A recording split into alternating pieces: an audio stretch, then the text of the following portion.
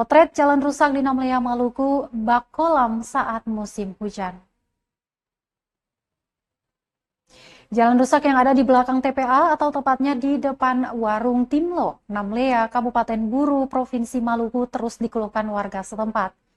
Bahkan pada saat hujan deras, jalan tersebut dihiasi dengan kolam air coklat. Kondisi ini menyebabkan meningkatnya risiko kecelakaan bagi pengendara. Beberapa pengendara sepeda motor pun terpaksa melambatkan laju kendaraan mereka. Pasalnya Tribuners, lubang jalan berukuran besar tersebut tidak terlihat dikarenakan tertutupi genangan air. Bahkan beberapa pengendara hampir jatuh ketika melewati jalur tersebut. Salah seorang warga Musni yang sering melintasi kawasan itu mengatakan jalan tersebut sangatlah berbahaya ketika hujan deras tiba.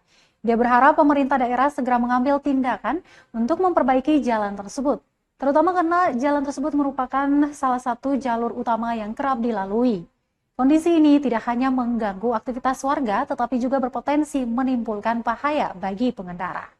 Pihak berwenang diharapkan segera turun tangan untuk menangani masalah ini, mengingat pentingnya akses jalan yang aman dan nyaman bagi masyarakat.